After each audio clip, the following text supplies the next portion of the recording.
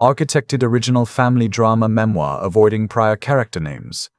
Architected original family drama memoir avoiding prior character names. The brochure was sitting on my own kitchen table, fanned out next to the salt shaker like somebody had left it there on purpose, and the front of it showed a silver-haired couple laughing over a board game in what they were calling a memory care suite.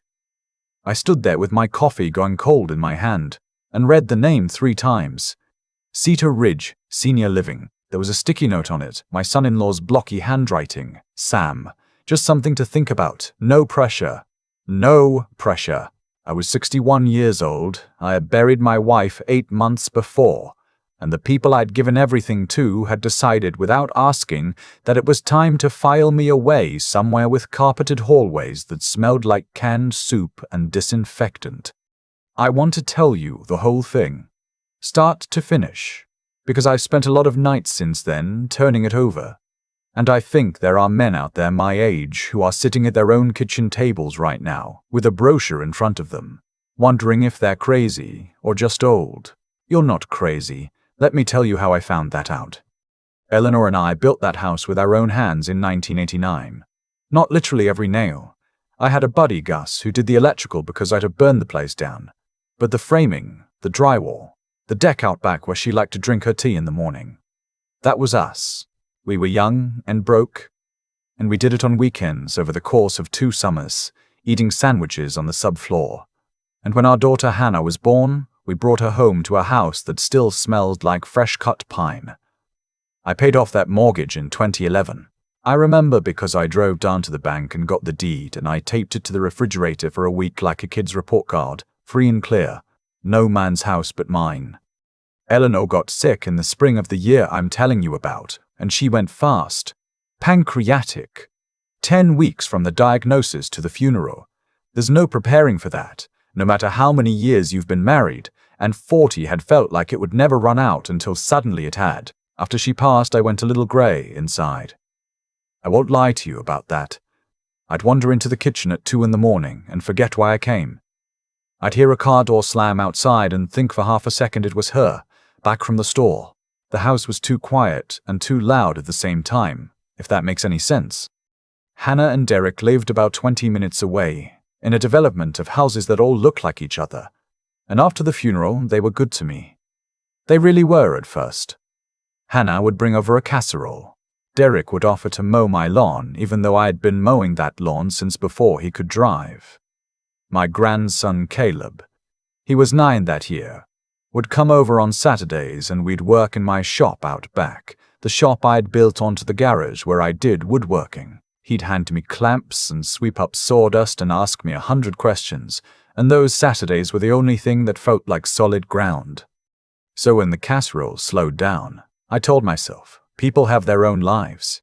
When Hannah started calling and asking how I was managing in this strange new voice, slow and careful like she was talking to somebody fragile, I told myself she was just worried. And when Derek started showing up with what he called ideas, I told myself he meant well, because that's what you tell yourself about the man your daughter married. The first idea was that I should sell the house. He sat across from me at a chain restaurant. He'd insisted on taking me to dinner, which should have been my first warning, because Derek never bought anybody dinner, and he laid it out like a man presenting a deal he was proud of. The house was an asset, he said. It was just sitting there appreciating. I was a single guy now, he said, rattling around in 4 bedrooms. Why not unlock that equity, move somewhere more manageable, put the money to work? He'd done some research. He always did some research. He had numbers on his phone, and he turned the screen toward me like the numbers settled it. I told him I built that house. I told him my wife of 40 years died in the front bedroom and I wasn't selling the place where she took her last breath so I could move into an apartment near a highway. He got this look on his face, patient, pitying. And he said, Sam, I get it, I do, but you've got to think practically. Emotions aren't a financial plan. Emotions aren't a financial plan. I've never forgotten that sentence. I paid for my own dinner, by the way.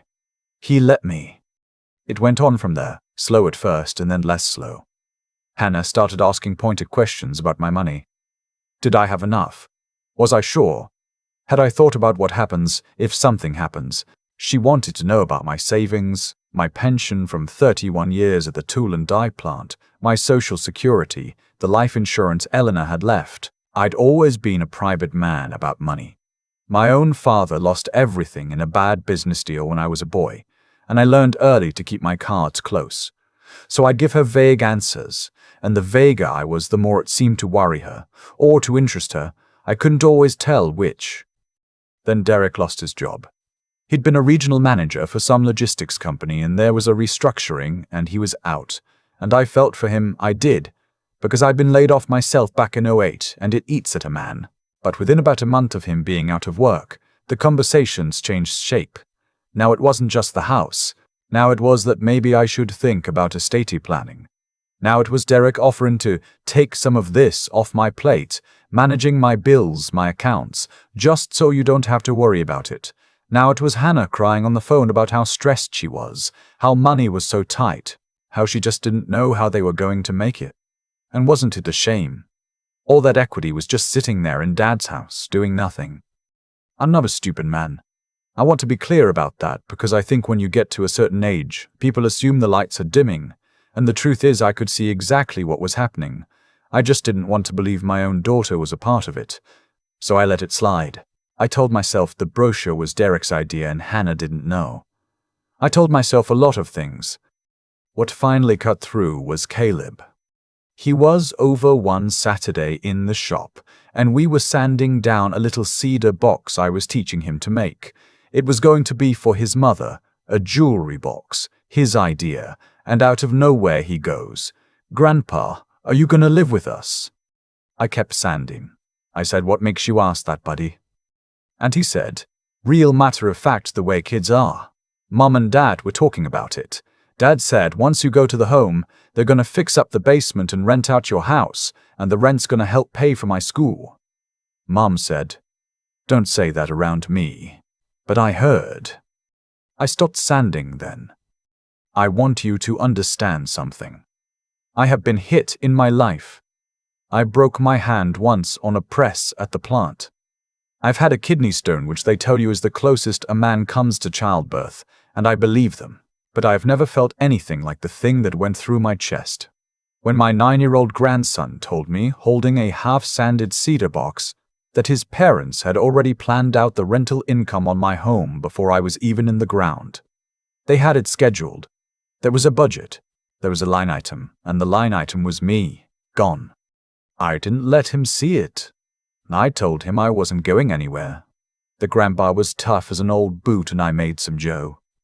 The thing I keep coming back to is that none of it happened by accident. Derek slipped that listing agreement across my table, because somewhere along the way he decided a grieving old man was a problem to be solved instead of a father to be honored, and a man who lets himself think that way will always eventually reach for the pen. Hannah cried on the phone because she'd told herself a story that made the scheme feel like love, and the story rotted the moment her own son repeated it out loud in my workshop. Every cold thing they planned came back around to them, not because the universe keeps a ledger, but because choices have a shape, and the shape of a selfish choice is a closed door.